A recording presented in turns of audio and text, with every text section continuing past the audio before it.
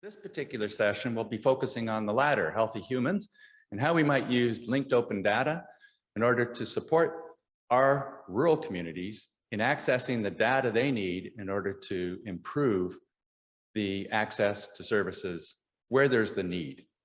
And with me today, I have Courtney, who will introduce herself, Courtney O'Brien, and Sarah Owens.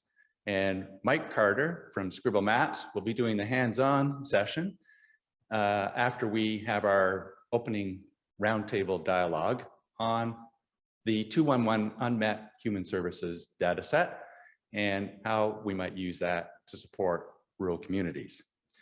So let me then introduce our speakers, or have them introduce it. But before I do that, here's the quick agenda. What we want to do is look at how, as partners, we can co-create resiliency in rural communities and neighborhoods, and how we use census data along with other kinds of geospatial data in order to do that.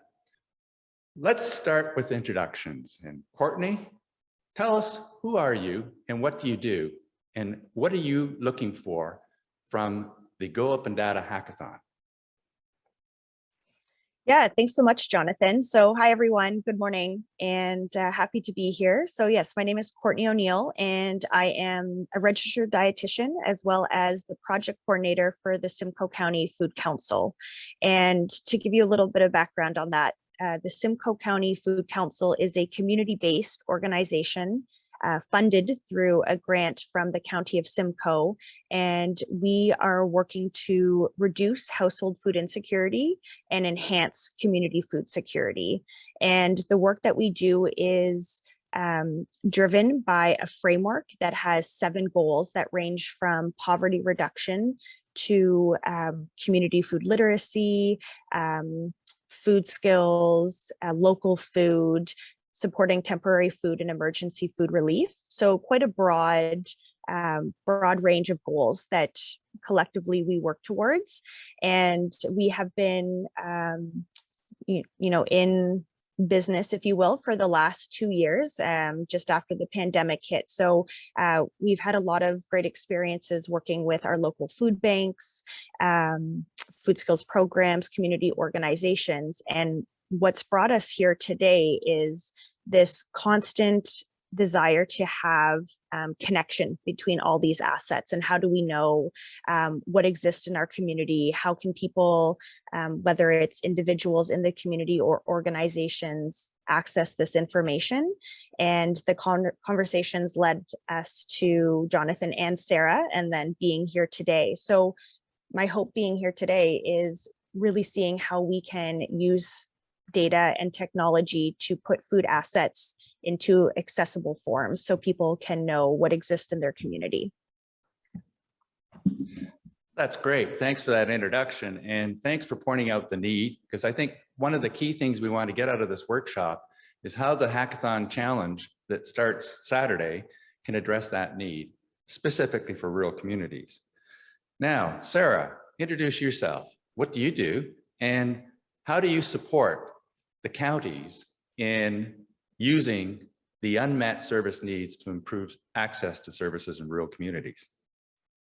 Hi, I'm Sarah Owens and I work for Community Connection, and we are one of 6 regional service providers for 211 in Ontario.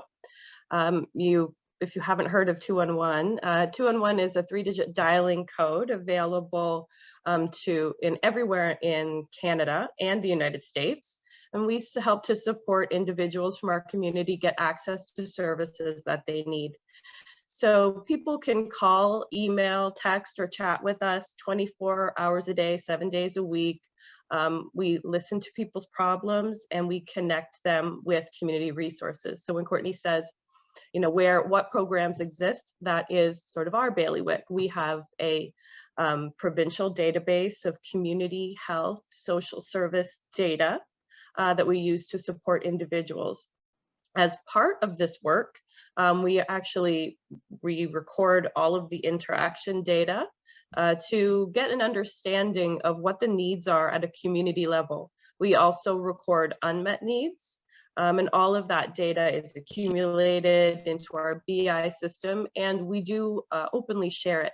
So with our conference here today, we'd love to introduce you to the kind of data that we are collecting and get it out there for people to find new and interesting ways on how to analyze it and help leverage it to support community needs. Thanks very much. And yes, we'll come back to that BI dashboard and get you to define what BI is and how that dashboard supports people like myself in Cobourg and Courtney in the Simcoe County region. So let's start with a use case like food security in Simcoe County and map backwards to collect the data to analyze unmet service needs at the neighborhood level. So Sarah, one of the experiences you and I talked about was during the first phase of the pandemic. And the topic I'm going to talk about is a project that the Fleming postgrad students did. And it was an amazing project where they were looking at using point cloud to automate the reconfiguration of the food supply chain. This was made, the need came out of the necessity of reconfiguring the food chain when 12 of the 13 food banks in Northumberland County closed down. And the students used the FME server in order to take a spreadsheet created by the community partners in Cobourg and Northumberland County. And we maintain that record or that spreadsheet. And I'll show you more about that a little later after we do the hands-on with Scribble. But Sarah, coming back to that experience that I mentioned, during the food crisis, the initial phase, 211 was used by the county to organize the relief efforts. And one of the challenges was with a lot of the professionals that were not working, they contributed to the response, and it was great what they did. However, there was very little time to organize and coordinate those efforts at the county level. And so without naming names, let's talk about that experience that you had with an unmet need that came through 211 and how we might be able to improve the response using the technology I'm going to talk about later on. Sarah? Yeah, so I think that specific example was when COVID happened, as Jonathan said, food banks had to change their operation models quickly, not have people come to them, but instead find ways to go out to people, presenting a unique challenge for their volunteers. In addition to that, I think people might not be aware of when schools close down, a lot of essential food programs get closed down too. There's an extra meal that a lot of vulnerable families have to provide. And that was the call that we got. A mother in a rural area of Northumberland County who very much utilized those community food programs that were offered in school to help supplement food for her children. And when that disappeared and she had her kids at home all day, she was really struggling. And she'd heard on the radio about a food program being offered locally, I won't say by whom. So we did a little digging for that, and we didn't have it in our database because it was just a few advertisements on the radio. And what we found out is that while they were doing a wonderful program, it wasn't available to people in the rural areas of their community. So people come together and think they're doing a really wonderful food service, and they were. It was necessary, it filled a gap, but it still excluded people. So these are the kinds of barriers that we want to be aware of when doing community planning. And it's also, just to plug that, some of the data that we collect. What are the barriers to food access by area? And how do we implement food solutions, or fill in the blank, whatever the need may be for people that considers all of those barriers and makes efforts to overcome them. That's great. And Courtney, do you have any experiences from the first phases of the pandemic where that need that Sarah just addressed came up?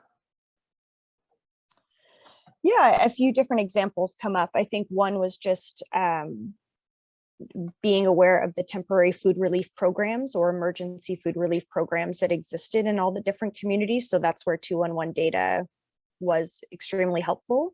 And then with that, there were all these pop-up programs coming on, or, you know, little initiatives that people wanted to support. And there was no, it was word of mouth, which is like, oh, really, how do you capture that in the rural setting? Because that is how information is usually shared. And so like for the Food Council, we have multiple meetings every month with different working groups. And that's how I get a lot of this information, is because, oh, I heard from so-and-so.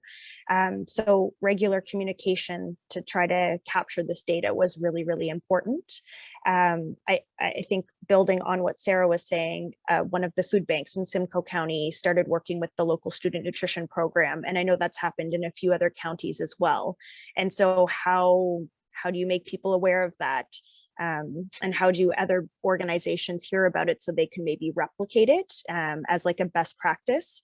So those are a few things in terms of temporary food relief. And then the other thing would be local food, and how a lot of local producers, smaller scale, you know, had more farm stands or catered to people looking to support local food organizations, and communicating that information to them as well, and knowing what was popping up. And so social media was another way of, if you've learned that information, how do you make sure it's in a space that everyone can access it?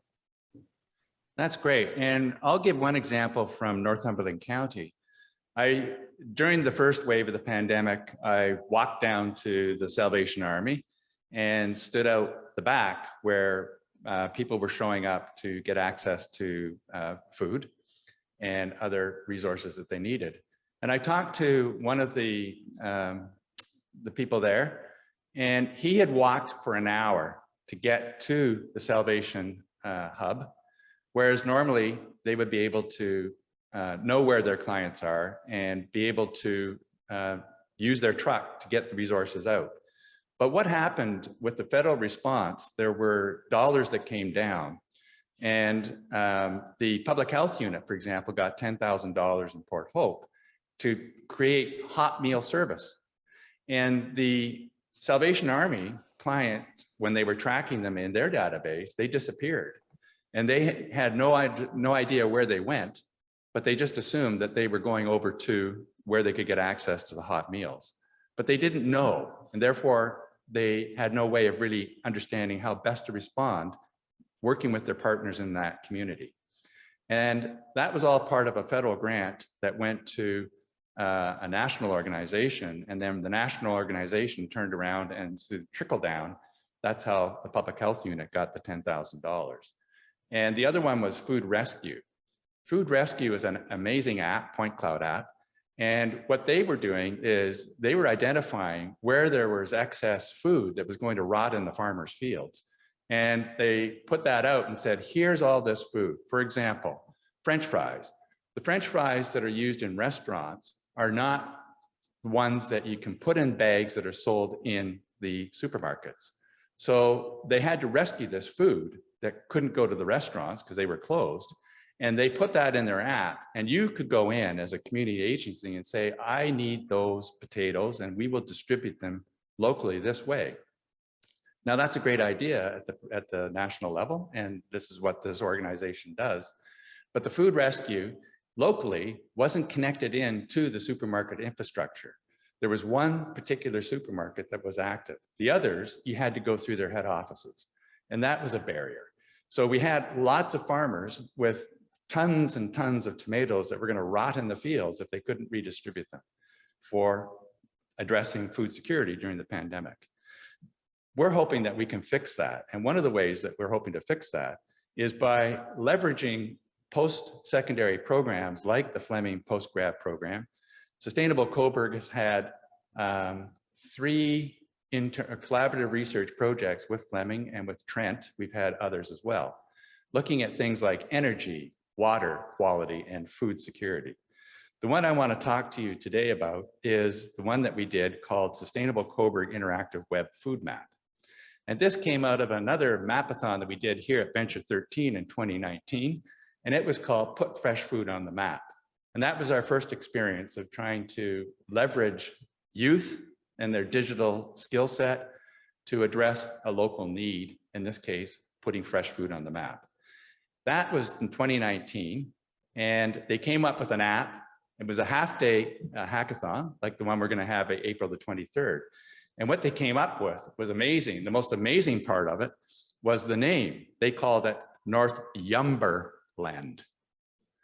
And North Yumberland used census data, and we would demonstrate it today, but you're just going to have to join us down the road as we set this up, and you can see how it's been done in Sustainable Cobra's interactive web food map and the other application, Put Fresh Food on the Map. And Sarah can talk to it as well in terms of the 211 business intelligence dashboard that they're working on. So let me just briefly go through this. This is a story map. Story map is a tool in Esri's ArcGIS Online. This is a free tool for students, and most students would have access to the full suite of ArcGIS programs. I'm agnostic when it comes to the technology. Stats Canada has a whole training session on QGIS that could be easily adapted to the ArcGIS. It's a similar GIS, Geographical Information System program. So let me go through this. What is this interactive web map, food map? Well, what it is an open data interactive food map for Northumberland County. And what the students did is they looked at the problem statement, which I'll just let you read here on the screen if you can see it. Can everybody see my screen? Good go. So this was the problem statement. And I've already mentioned about the 13 food banks. And what we needed was something that was user-friendly, easy to access, and also worked offline, because most of the county people, the most vulnerable people in Northumberland County do have access to mobile phones, smartphones. They may not have a data plan. So that's why it has to work offline once they get the information from a location where they have access. So for example, the Salvation Army would have access, the libraries would have access. During the COVID pandemic, a lot of the big companies like in Toronto were setting up towers and providing access to neighborhoods to set up free internet web access. It was called Toronto Go. And that infrastructure is still there. And the nonprofits were the ones that used it in order to provide this service where the need was in Toronto. And we did the same thing here in Northumberland County. So here was the study area, Northumberland County. And the townships listed. We have 7 townships in Northumberland County. The town of Coburg is the largest. We're a town of 20,000 roughly. The population is expected to expand to 26,000 by 2035, I believe. And the challenge we face here is that a lot of the people are retiring from Toronto and we have an aging population. What we need are more young people like these people to build these kinds of applications. So you can see that what they did is they identified the map, the area, and they set up their objectives. And I might just add one thing that we participated, Sustainable Coburg participated in a hackathon called Together versus the Virus. Together versus the Virus started in Estonia, moved to Germany, Switzerland, and then came over to Canada. In Germany, there were 45,000 participants in that event. And it was more an information event and also a hackathon. So what we did is we proposed it's called the greenhouse, postal greenhouse. And I hooked up with somebody else in the Slack channel who was also participating in this hackathon, and we joined together, just like we're doing today with Northumberland County and Simcoe County and our partners. And then we were able to come up with this idea is, okay, how can we distribute fresh food that would go to waste and end up in landfills for those most vulnerable people while the food was still usable? So that was the objective. And we came up with this project that led to this interactive web map. So you can see that they've created a database, and for community partners like Courtney's group, It's simply a spreadsheet. It could be a Google Sheet, or it could be a Google Airtable, which is a little bit more interactive. And once you have the information in there, it can be word of mouth, but then you have people who are like navigators. And what I like about Sarah's team is they have their ears and on the ground listening to the word of mouth channels. And then they're able to connect that up with the standardized data sets offered through 211 and its taxonomy. And what we were looking to do is to automate this workflow using a program called FME. FME software. One of the mentors for this project was Dean Hertz, and he is an open data champion with Safe Software.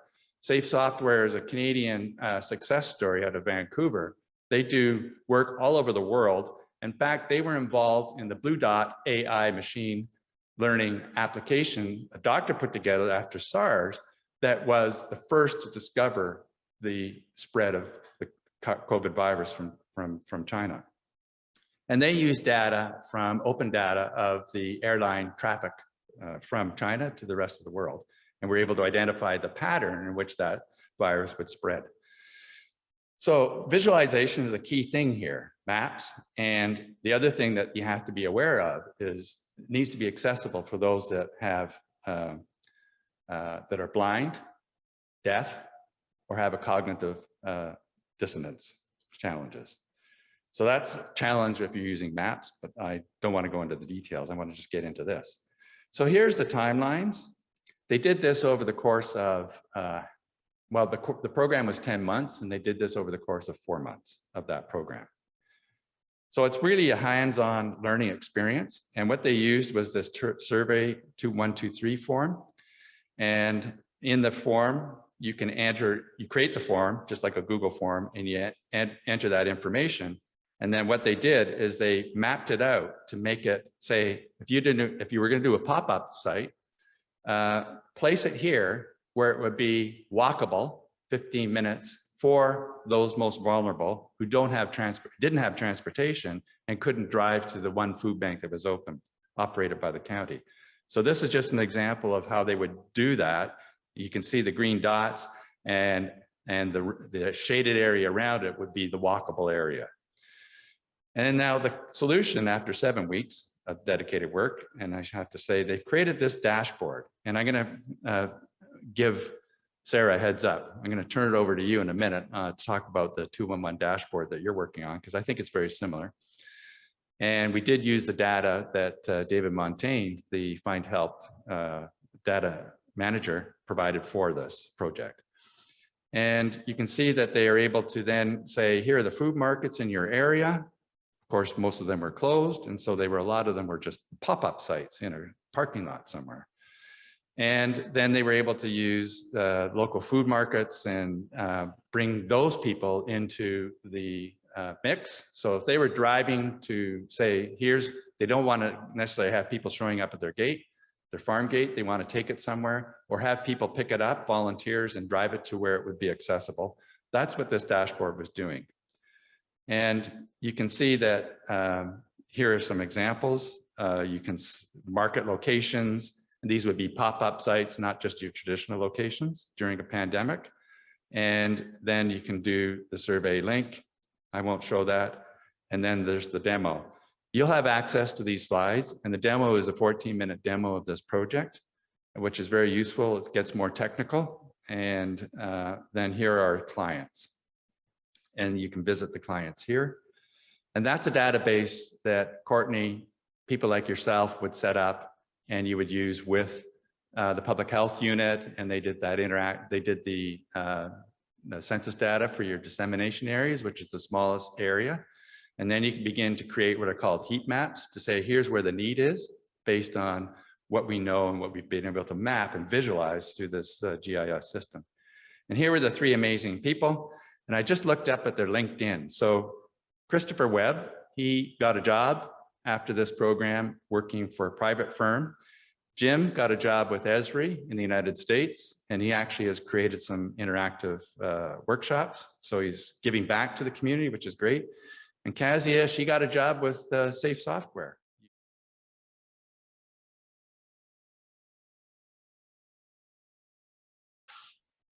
Sarah, do you want to say a few words about your BI dashboard and how you see it maybe utilizing some of the point cloud stuff that I just talked about? Yeah, so our BI dashboard is available to the public, as sort of a snapshot of our most important metrics on 211ontario.ca. And that data is really about our interactions with people. So when we're talking to people about their needs, we record all that in our call management system, and that data is available to share. Like I said, there is a dashboard. We use Power BI, a Microsoft product, and we are willing to share that data with community partners if they have a need that would benefit the community. Yeah, and it's all about the needs that are presented by people. If we encounter a barrier to a need, that's collected too. So we call that our unmet needs data. And it's very detailed. So it'll go down to, emergency food is an unmet need due to transportation, and then we'll have that linked to the postal code. So that's the good community data that we feel could be leveraged when layered with other data points, like some of the StatsCan data. Yeah. Sure. I mean, I don't have a specific example, but I will say that the majority of the people that we deal with are not presenting with a single need. It's always a complex need. If one need presents itself, there's probably going to be a number more. In fact, it just makes me think we're actually working with the University of Toronto right now, their School of Public Health, to do a study, a follow-up study with all of our callers to 211 in the Ontario system. And they're running them through another survey to understand if there were unexpressed needs that they didn't even bother to bring up to our navigators during their first call. We've only been running it we're in our third week right now, and we are finding that it's like 90% of the calls have more than one unexpressed need, and they're all getting filtered back into the 211 system to try to deal with them. So these issues are often hand in hand. If you're vulnerable, you might lack access to transportation, you might be food insecure, have trouble paying your bills. Maybe the root cause is untreated mental health issue. Maybe you're a caregiver who's overburdened and needs more support, and balls are falling in other areas. And so that's part of the work that we do to try to walk people through the needs assessment and deal with each of those issues. And again, record them in our systems so that ultimately we can leverage all the data that we're collecting from people to help better support their communities. I don't know if that helps, Jonathan. Okay. Yeah, that's great. And Courtney, maybe you could speak to you based on your experience in Simcoe County working with partners. Your experience of where the complex needs come up and how a dashboard might help you to better serve those clients. Yeah, that's a good question. I think the first thing that comes to mind is just really highlighting that oftentimes the root cause is poverty in many of these situations. So, recognizing the impact of household food insecurity, not having enough money for food, how that does impact mental health status. There's some really interesting research around increase of emergency visits and high pain or need for like pain management. So there's lots of impacts of living in poverty that we need to recognize. So that's why part of our work is advocacy, getting to that root cause. And then at a community level, also recognizing that only 1 out of 4 people who need emergency food or food bank support actually go to a food bank. So also thinking that food banks won't always be that key resource, although you're usually seeing people in what we would say a state of material deprivation. They've done everything they can to preserve their dignity before going to a food bank. So they're in crisis mode oftentimes. And so what we talk about with all of our food banks, we meet once a month, is how do you support the food banks being connected with 211. So we had Sarah come to our meeting, and also how to provide that other wraparound service for people that are coming in crisis. The other thing is when we recognize that only 1 in 4 people who need food are actually going to a food bank, it's thinking about where else are they, excuse me, in the community that they're going to be needing to access food. So how do you create community spaces? So things that we're looking at is libraries right now, and those community hubs, and how do we connect food there, community gardens, different things like that. So where are these spaces that people are looking for connection? There's oftentimes a lot of isolation living in poverty. So where there's places where there's connection and community, how can we also make sure that those organizations have access to this data? So then you can kind of say, hey, there's a food resource here. So just thinking a little outside the box, that it's not always those emergency services we're thinking of. So how do we create those unique organizations, or how do we get those other organizations to be connected to this data, is something that we're always thinking about.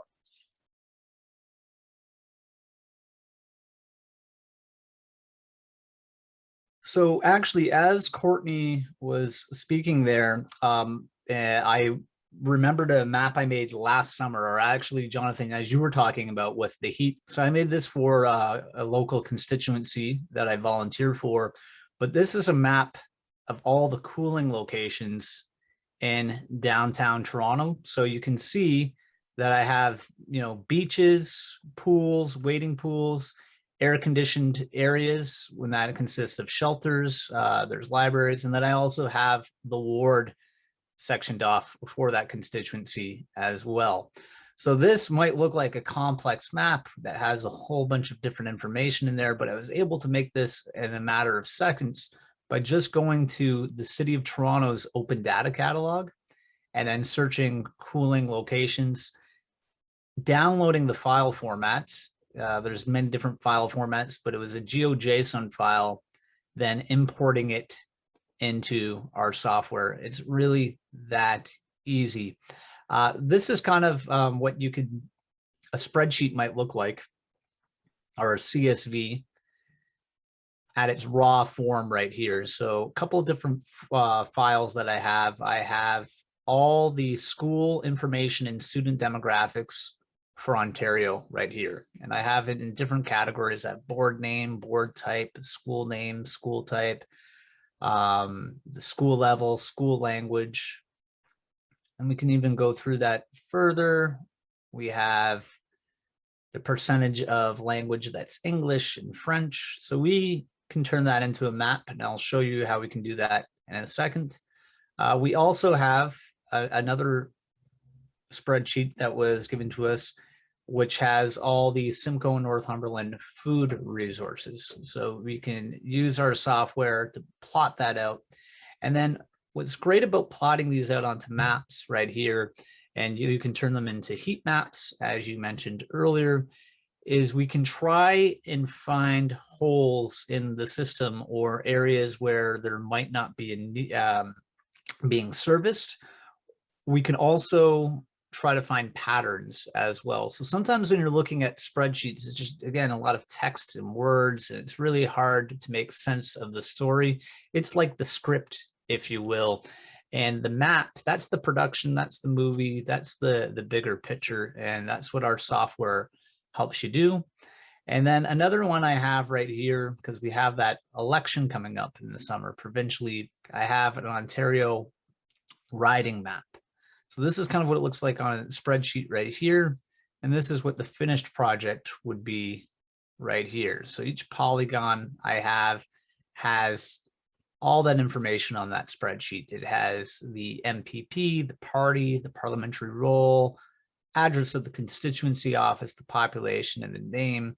And then we can apply filters to all these as well. So I can go, okay, show me where all the NDP is in Ontario, where the leader is female, and the population's over 100,000 right there. And again, this is just a matter of importing a GeoJSON file, making some customizations, and then adding these filters. So it doesn't take a long time to create this information that you see right here. So with that, Jonathan, would you like me to maybe import one of these spreadsheets here? Sure, but before you do that, let's just ask Sarah and Courtney to comment on how we might use this for the hackathon challenge this Saturday. Yeah, so many questions, right? Thinking about my initial thought is like, yeah, can we have like temporary food relief organizations, so like food banks, Salvation Army, St. Vincent de Paul, and like the opportunity to like overlay it with schools, like would be something I'm thinking about, even just like to better understand like the opportunity for different like programs and partnerships. Like that's something that comes to mind right away. Another thing that is indirectly related is we've been working on volunteer income tax clinics and seeing where they're located within the county, and then where that's how they are, where they're located in relation to a lot of food programs. So that's like something else I was thinking of. Yep. Let's take, and thanks, Courtney, for that. Let's take this spreadsheet right here. And this was one that I believe we pulled off from the Ontario website, but this has different categories, as you can see, and we have ones that do say food bank and different types of therapy right there. So I'm going to import this, and then I'm going to use our filtering system just to show all the food bank ones. So I'm going to just quickly copy this right here. And let's go to a blank map that I have here. I'm going to go to import spreadsheet. I'm going to paste the information. And it's just going to take a second because there is a bit of data there. And Mike? Yep. Just want to say that is 211 community resource database information that I sent along. And right. We do actually have the volunteer income tax clinics there as well. Excellent. Perfect. So we'll be able to try to filter hopefully both there. So I am going to map them out, and I'm going to put for the different categories, I'm going to put them in their own folder as well. So see where it says CWD Simcoe category heading group. I'm going to make that into its own folder. We're going to map that.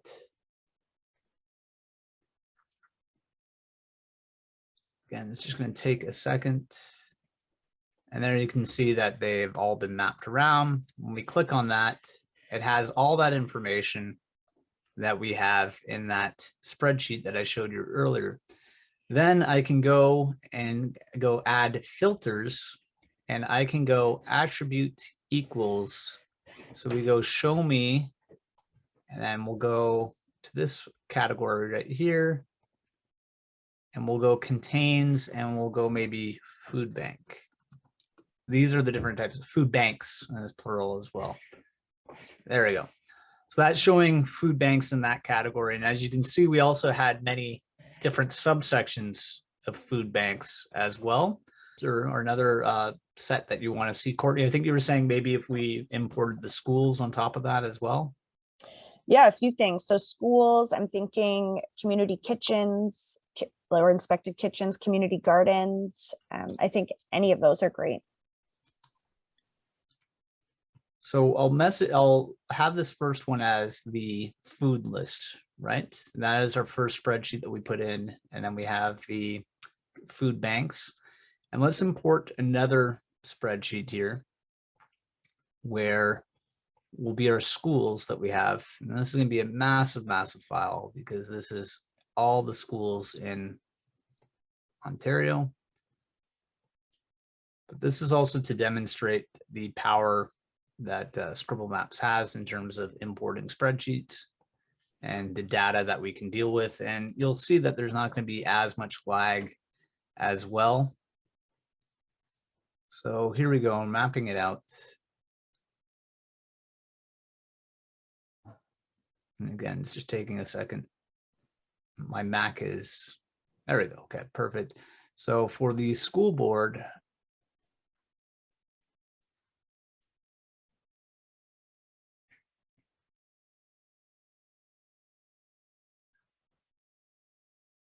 I'm going to wait. This will take just 1 second just because we do have a lot of data here. And we'll map out the school board, and then we can show where the school board is relative to the food bank. Yeah, we're doing well. Just a time check. We've got roughly 20 minutes, so it's good. Great. And even when this is waiting, I'm happy to even share like another insight from some of the work that we're doing and why this is helpful. So we have started working with both the Catholic School Board and the Public School Board in Simcoe County. And we're looking at experiential learning and garden-based learning. So getting, you know, when COVID and everything allows, like restrictions allow that kids can be outside again and having guests come in. And so rather than schools having to build new infrastructure or different things like that, that's not always, there's not always that capacity.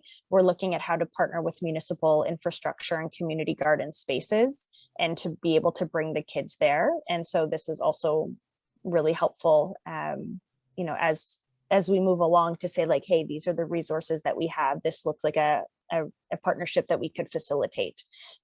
So yeah, it's really cool. Amazing. So cool. Any comments, Courtney, Sarah? Tips for Uh, our hackers? Yeah, I just think this is, I was sharing with Mike when we were like meeting initially, like this is incredible because this is something that constantly comes up because we have the 211 data, but like how do we then use it in like map form and seeing the bigger picture and planning and different things like that. So another thing I think about, or I guess I have a question, is on the side you have this list that's captured, let's say within that radius. Does that also become like printable in some way, or like is that list like easy to export if people were like, I just want to see what's in this little catchment area?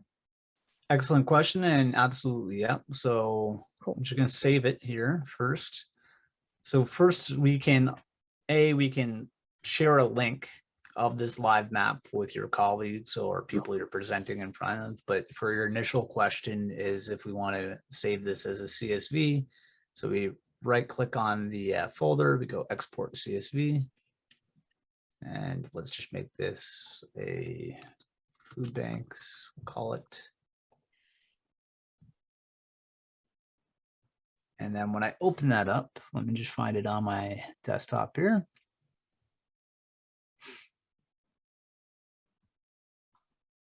This is what it will look like right here. So that is just that folder that I have with all that information. And then of course we can delete the unnecessary information in the spreadsheet if needed. Yeah, that's helpful to know, just like that, another function of many, I'm sure, but that's Yep. good to know. And like even we were talking before about like giving examples of like how this would be helpful, taking the 211 data as well as other information. So at one of our local food banks in Southern Simcoe, they have had a lot of new Canadians coming, or newcomers coming to their area and needing the food bank. And so they had they said almost 30 and only spoke Spanish. So they were just saying in the call, like, are there any supports? Because they're using like their phones and things like that. And what came out of it was like, oh, connect with the schools. And then there may be services there. And from there, they've got tutors, they have a translator. So it was just like, how do we know what resources are out there, and like quickly pulling this up for service providers. So it was a really cool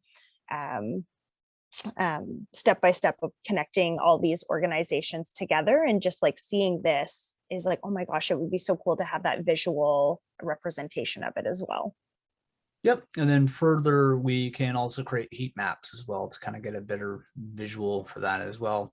And to your point, if any column that we have in a spreadsheet or CSV that can show up as an attribute here on the map, and then we can use our filtering to filter through that as well to better tell that story. So for the hackers who may be watching, if there is something that you want to add that might be missing on these CSVs or spreadsheets, that you can add them either before. You can see that our spreadsheets are down here as well in this panel called Data View. And we can also add attributes as well. So let's say this food bank right here, I'm going to click on that. I'll right click on that, and I'm going to go to Edit Attributes.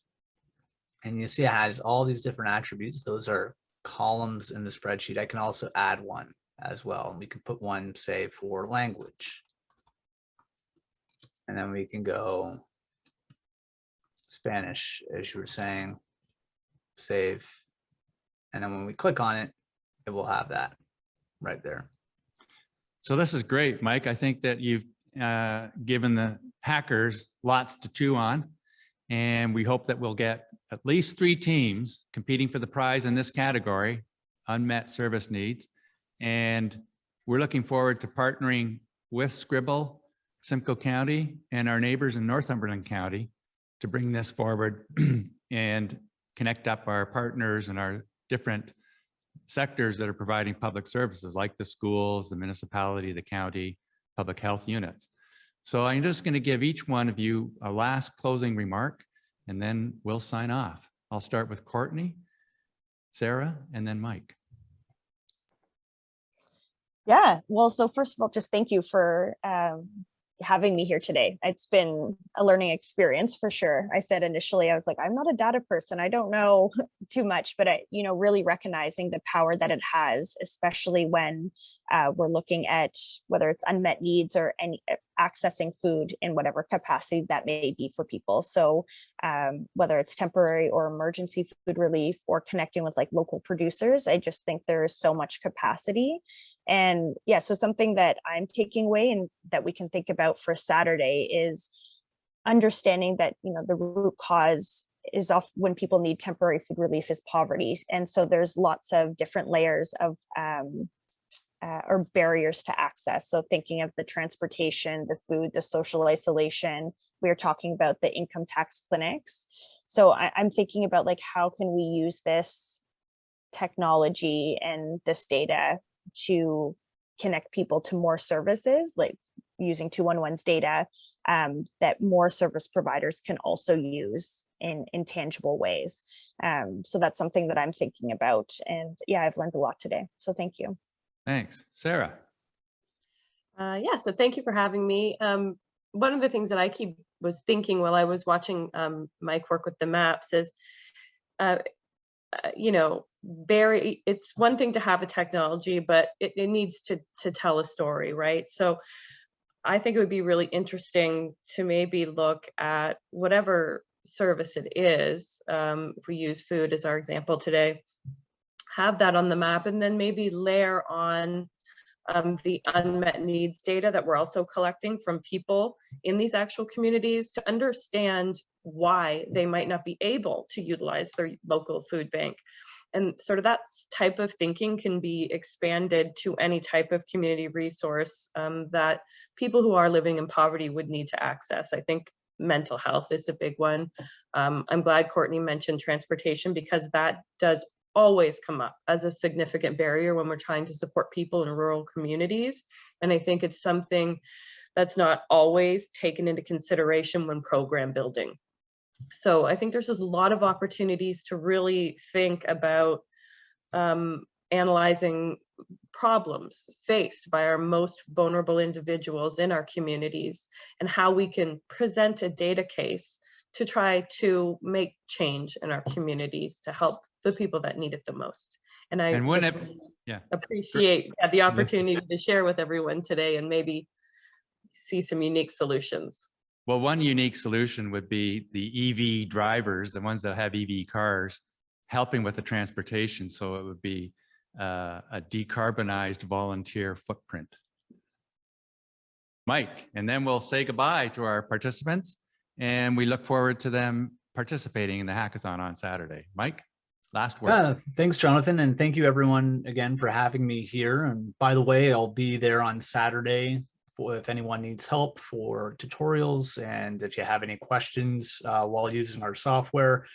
And I think just to bounce back on what Sarah and Courtney was saying, especially what Sarah was saying about we need unique solutions and, you know, housing, food insecurity. These are problems that exist in our country that shouldn't exist. We're a rich, wealthy country where I think it's inexcusable that we have the level of poverty and food insecurity. And, you know, Jonathan was saying earlier that you can write to your local MP or MPP or city councilor. As someone who's volunteered with these organizations, these different political parties before, they're all just people, just like you and I, at the end of the day, with only so much time and resources.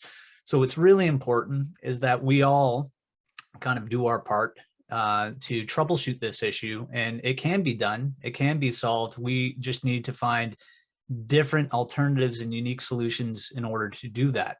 So that's where you come into play, the students, and especially with the hackathon, is using these tools, but also using the knowledge that you have that we older people might not have. And there can be solutions to these issues. There should be solutions to these issues. And if we all do our part, if we all work together, we can achieve these solutions, or that's what I like to believe anyways. So I'm hoping that this will inspire someone, and using these tools and using this technology will come up to modern solutions to these problems that we have.